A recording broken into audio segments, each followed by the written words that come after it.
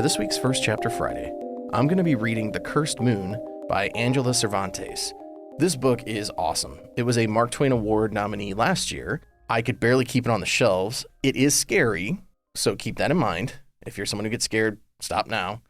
But it's a very cool story, kind of Goonies-like in a sense. Anyway, without further delay, here is The Cursed Moon by Angela Cervantes. Chapter 1. The Storm Outside. After the talk about his future was done, Rafael Fuentes rushed out of the school's main door as fast as he could. His sixth grade teacher, Miss Cortez, followed behind. He walked straight to the trash can and threw away the letter she'd given him. "Throwing it away won't change anything, Rafa," she said from the doorway. Her voice was kind, despite everything she'd just told him about his failing grades, attitude, and required summer school.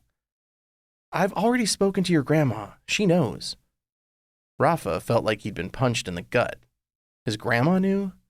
How many times had he promised that he'd do better in school? He'd lost count. He gazed around the deserted schoolyard. Everyone, including his best friend Jaden, had already scattered off to start summer break. For Rafa, there'd be no break. Summer meant more school and his mom being released from prison. He took a deep breath through his nose, the way the school counselor had taught him, and let it out through his mouth. Inhale, exhale. "I know your mom is coming home," Miss Cortez continued. "Things must feel out of your control, but you hold the pen to your own story." "Not when Nikki is around," he shot back. He never called Nikki Mom, even if she was. She hadn't acted like a mom to him or his little sister in a long time. She'd been Nikki, short for her first name, Nicole, since the day she was arrested. Miss Cortez gave him a patient smile. "I'll see you in summer school, Rafa. I look forward to reading more of your scary stories soon." She went back inside. The school door closed behind her. Rafa never expected the school year to end this way. The only class he passed was language arts, and that's because Miss Cortez let him submit a notebook full of scary stories for extra credit. Horror stories were easy for him. His whole life with Nikki was a horror story. He could write them in his sleep. Nikki was being released early because she was a so-called model inmate. Grandma explained that this meant that Nikki was well-liked and had improved herself in prison. She had started online community college classes. She even tutored other inmates. More important, his grandma said, Nikki was eager to prove she could be a good mom. Rafa wasn't impressed. His mom was tutoring inmates while he was failing school. Way to go, Nikki. Rafa hadn't seen Nikki since she was put into a police car and arrested. He refused every invitation to visit her in the women's prison 3 hours away.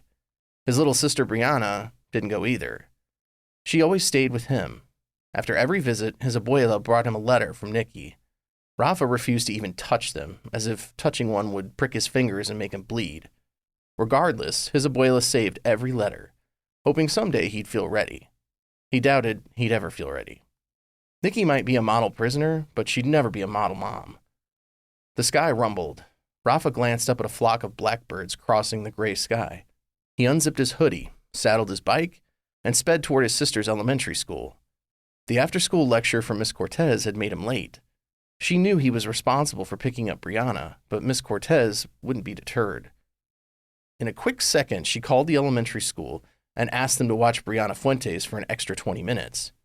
At least his sister would know it was out of his control. As he turned the corner, he spotted the school office assistant, Miss Kaplan, and Brianna sitting on the school steps. Brianna's head of dark, wavy hair was buried deep into a book. She had on her usual black combat boots. No matter the season or temperature, she wore them every day. And although her classmates teased her for wearing them, it didn't stop her. She once told Rafa that wearing them made her feel brave. Rafa understood wanting to feel like that. He pulled up to the front of the school with a loud screech from braking. "Sorry I'm late, Bree." "Just in time," she smiled and closed her book. "Thanks, Miss Kaplan." The woman waved back at her in one graceful movement. Brianna bounced up, stashed the book in her book bag, and slung it onto her back. She was tiny for her age, with a mischievous smile that got her into trouble without even saying a word. Although, when she did say a word, it was usually a big one that she'd learned herself. "I almost finished my book, Rafa. It's so enthralling."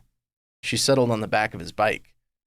When he felt her hand secured on his shoulders, he kicked off. "It's about a girl who's possessed by a ghost snake," she said over her shoulder. It's not as scary as the stories you tell, though. Yours are much better. Wait, stop, Brianna yelled. Rafa stomped on the brakes, causing them to lurch forward. You forget something? The school billboard. She pointed at it and giggled. Clever, right? The billboard's message read, Remember, paws not claws. Have a safe summer, mighty jaguars. Really? That sign is weak, Bree. No, it isn't. It's ingenious.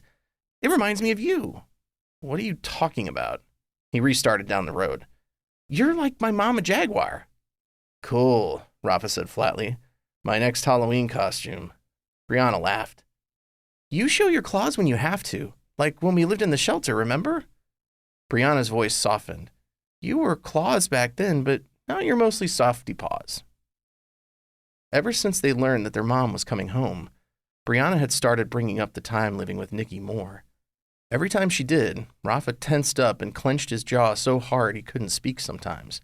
He didn't want to remember being dragged in and out of shelters, living out of the car, or at one of Nikki's so-called friends' apartments. He didn't want to relive the days when he and Brianna used secret code phrases for when they didn't feel safe. Somehow, while he only remembered the bad, Brianna only remembered the good. Rafa wondered how she was able to do that. Take a horrible memory and pull out just the sweet parts. You look mean, but you wouldn't hurt a fly, she continued. And you tell the most gruesome stories, but you always give them happy endings.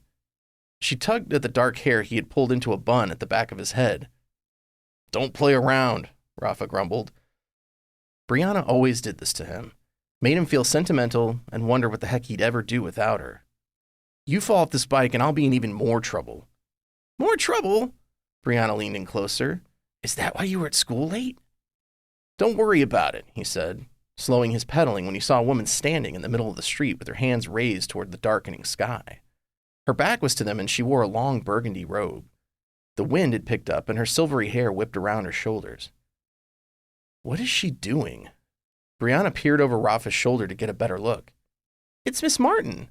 I know, but why is she in the middle of the street? Rafa asked. She's so weird. Not weird, Bree said. Eccentric. You and your big words, Rafa smirked back at her. I'm going to check on her. Like I said, all softy paws. Quit it. I'm only doing it because Grandma would want me to. Whatever you say. Rafa rode slowly up toward the woman. Miss Martin, is everything okay? He asked in a gentle voice. Do you need help getting back into your house? She spun around and looked relieved to see them. Oh, Raphael and beautiful Brianna. Here you are. I need to speak to you. At her feet, a tan cat with dark rosette markings sat and peered up at them with golden eyes. Around its neck was a gold, leathery-looking collar with gemstones and a bell that sparkled. It twitched its ears, and the bell around its neck let off a delicate jingle. About what? Rafa asked, studying her closer. Rafa had only met Miss Martin a few times since he and Bree moved in with their abuelos. In that time, he'd never seen her with her hair unbraided or without her glasses. Most of the time, she appeared elegant and serious, but now she looked frazzled. I want to warn you about the blood moon. Blood what? Rafa asked, confused. Look at the sky, mis niños. A blood moon nears, she said with urgency in her voice. Your abuela brags about how imaginative your stories are, but you must not tell any scary stories while the blood moon hangs in the sky. Rafa followed her gaze. The only thing he saw in the sky were dark storm clouds. It's just a thunderstorm, Rafa replied. It'll pass, miss. Suddenly, she lunged forward, grasping Rafa's shoulders. She leaned in, stopping just inches from his face. He's listening. He's waiting for your story. Rafa pulled away. You have to calm down, Miss Martin. Her grasp was strong, stronger than she looked. But Rafa saw no threat in her eyes, just desperation. She stepped back immediately. A wave of realization swept over her face. You can't grab kids like that, Brianna scolded her, gently patting Rafa's back. You're right. I'm sorry, Miss Martin muttered, wringing her hands so tight Rafa half expected to see her start pulling off her fingers. But this is important, please. No scary stories tonight. Rafa glanced at Brianna. She looked as baffled as he felt. Was this for real? He took a deep breath. Inhale, exhale. That's when he saw what was really hidden in Miss Martin's eyes. It wasn't desperation. It was fear. What was frightening her? Who was listening and waiting for his story? Fine, Rafa said with a shrug. I won't tell any scary stories tonight. How about tomorrow? Is that okay? Scary stories are sort of my thing this time of year. We always host scary story nights on our porch in the summer, Brianna added, followed by a nervous giggle. Grandma makes homemade popcorn and everything. I know all about your scary story nights, Miss Martin said. Tomorrow is better, but you must promise me about tonight. Rafa hesitated, and Brianna nudged him gently. I promise, he answered. Brianna also nodded in agreement. Miss Martin smiled faintly and turned away. Very good. No scary stories. Safer this way, she mumbled, lumbering toward her long gravel driveway. What is she saying? Bree asked. Something about being safer this way?